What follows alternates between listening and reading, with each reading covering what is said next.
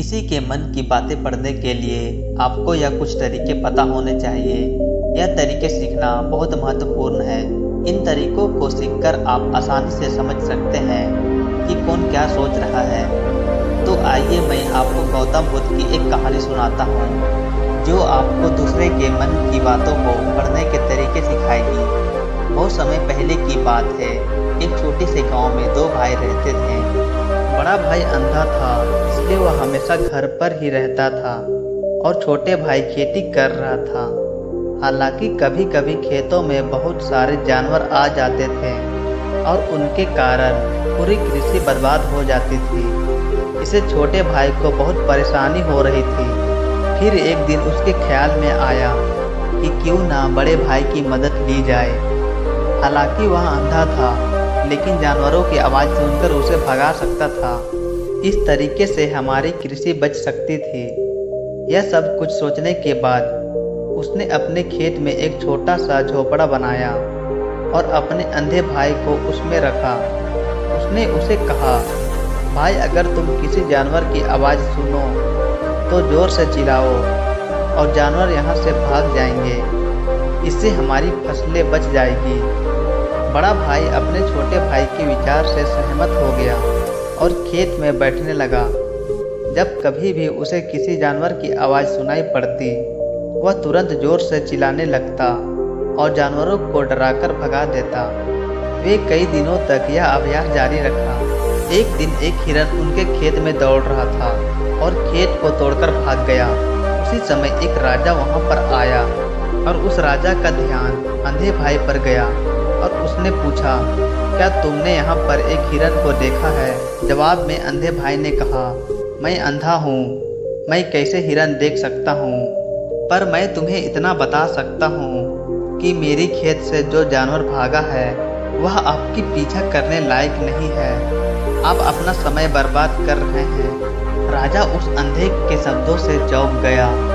उसे आश्चर्य हुआ कि यह अंधा कैसे कह सकता है कि जो हिरन मैं ढूंढ रहा हूँ वह पीछा करने लायक नहीं है।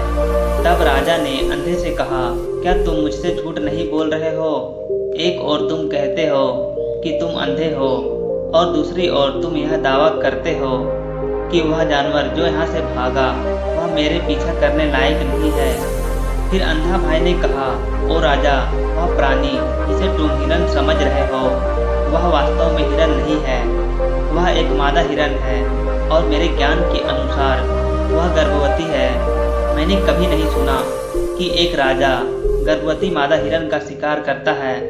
इसलिए मैं तुम्हें यह कह रहा हूँ कि वह तुम्हारे पीछा करने लायक नहीं है। तुम्हें उसका पीछा करने में अपना समय बर्बाद नहीं करना चाहिए। यह सुनकर राजा और भी हैरान हुआ। उसे समझ नहीं आ रहा था कि एक अंधा यह कैसे जान सकता है कि वह हिरन गर्भवती है। राजा ने अपने मन में सोचा, क्या मैं जिस हिरन का शिकार कर रहा हूँ क्या वह गर्भवती है या नहीं? यह अंधा आदमी इतना आत्मविश्वास के साथ कैसे कह सकता है? इसलिए मुझे इसका जांच करना होगा। इसलिए राजा ने सत्य जानने का निश्चय किया और अपने कमांडर से कहा, कमांडर, मुझे चाहिए कि वह प्राणी जिंदा रहे, क्योंकि मुझे जांच करना है कि वह वाकई एक गर्भवती मादा हिरन है।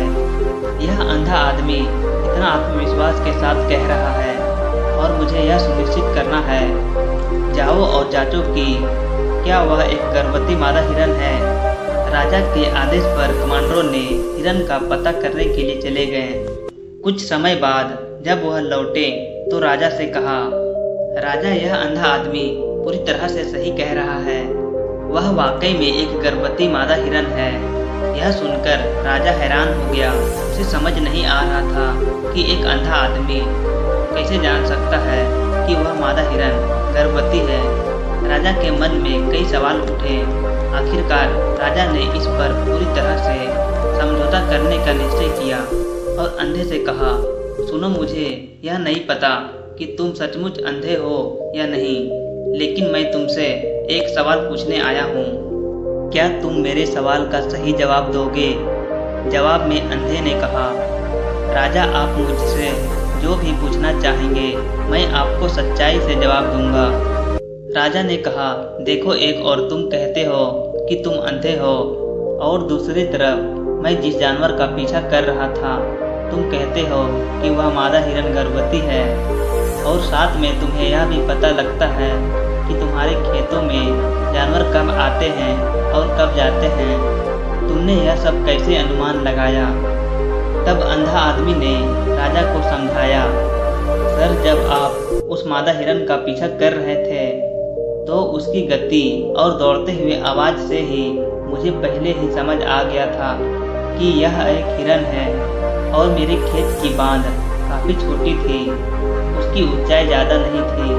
अगर यह सामान्य हिरन होती तो वह आसानी से उस बांध को पार कर सकती थी, लेकिन वह हिरन ने उस बांध को तोड़कर भाग लिया था, और यदि वह बांध पार करने की कोशिश करती तो उसके संतान को खतरा हो सकता था।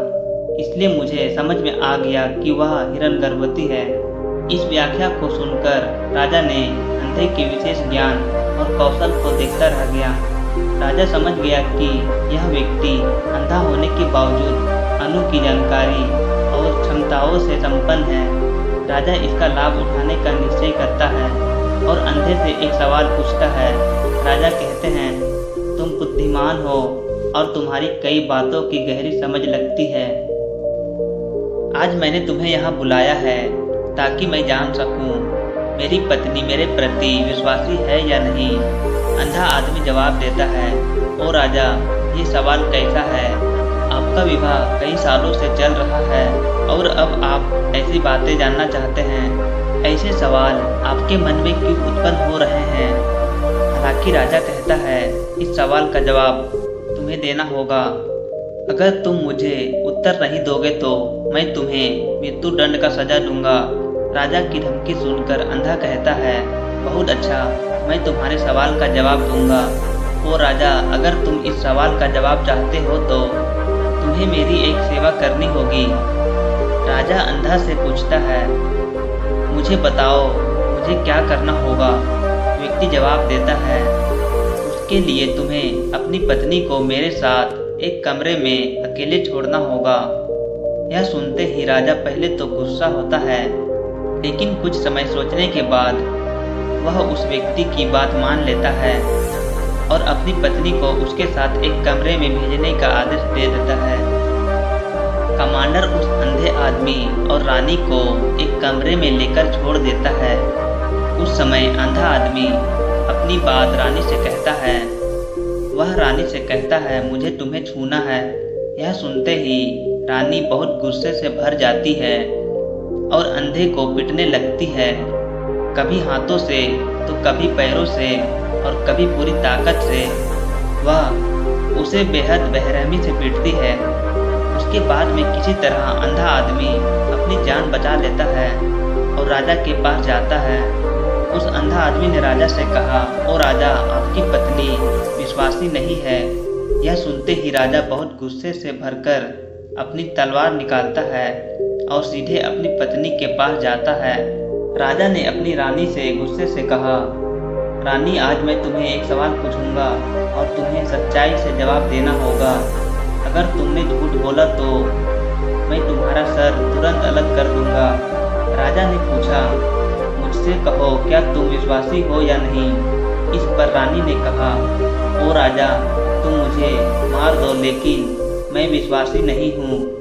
यह सुनकर राजा बहुत खुश हुआ, क्योंकि वह सब कुछ जो अंधे ने कहा था वह पूरी तरह से सच था। यह सुनते ही राजा तत्काल अंधे के पास जाता है और पूछता है, तुमने कैसे जान लिया कि मेरी पत्नी विश्वासी नहीं है? अंधा उत्तर देता है, ओ राजा, यह काफ़ी सरल है। मैंने आपकी पत्नी से कहा कि मैं उसे छूना चाहता हूँ और वह इतनी जोश में आ गई कि मुझे मारने लगी। वफादार औरत कैसे किसी अन्य पुरुष को छू सकती है? जब मैंने उसे कहा कि मैं उसे छूना चाहता हूँ, वह मुझे इनकार कर सकती थी, लेकिन उसने मुझे मारना शुरू कर दिया और उस प्रक्रिया में उसने मेरे पूरे शरीर को छुआ। अब तुम मुझे बताओ, इस प्रकार की औरत विश्वासी कैसे हो सकती है? राजा कहता है, तुम बहुत बुद्धिमान हो। ठीक है, तो चलो आगे बढ़ते हैं।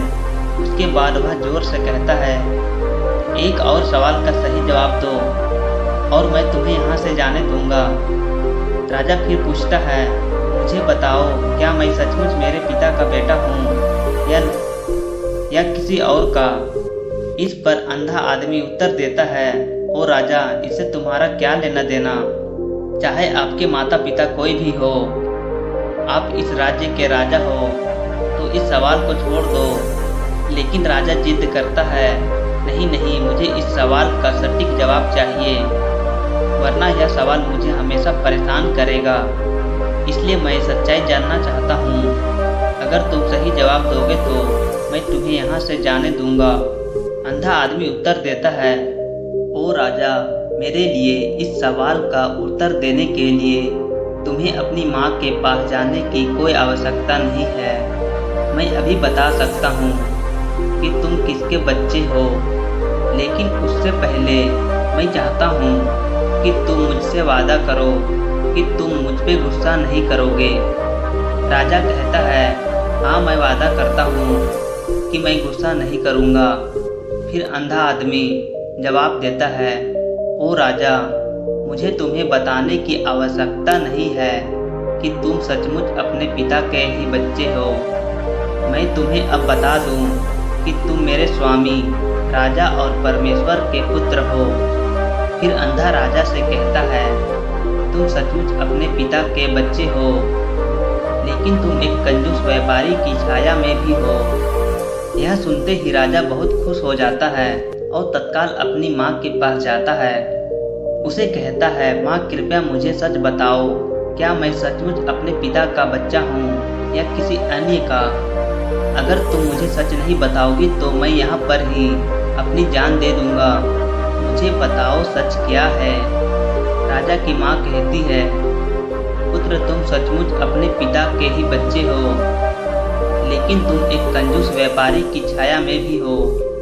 जब मैं नहाकर अपनी आवश्यकता अनुसार देख रही थी तो मैंने तुम्हारे ऊपर कंजूस व्यापारी की छाया देखी।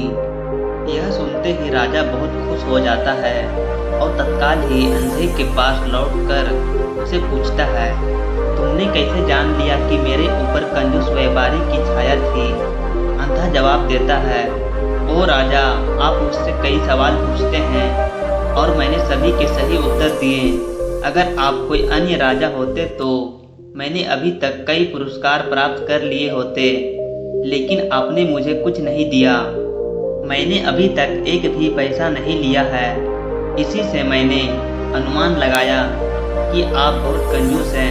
यह सुनकर राजा हंसते हुए कहता है, जो भी तुम मांगो मैं जरूर दूंगा, लेकिन मुझे बताओ, तुम कैसे जान लेते हो क्या सही है और क्या गलत? और तुम इतने सटीक और अच्छे उत्तर कैसे दे सकते हो?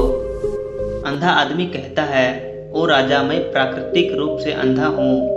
अगर मेरी आंखें होती तो मैं भी किसी के विचारों को आसानी से समझ सकता था।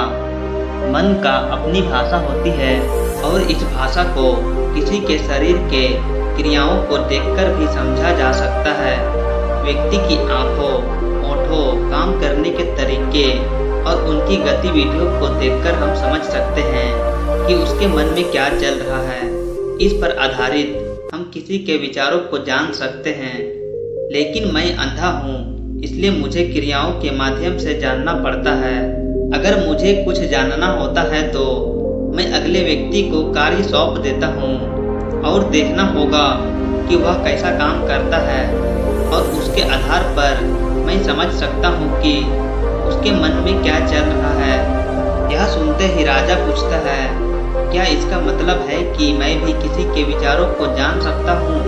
इस पर अंधा आदमी कहता है, हाँ बिल्कुल, आप भी किसी के विचारों को समझ सकते हैं।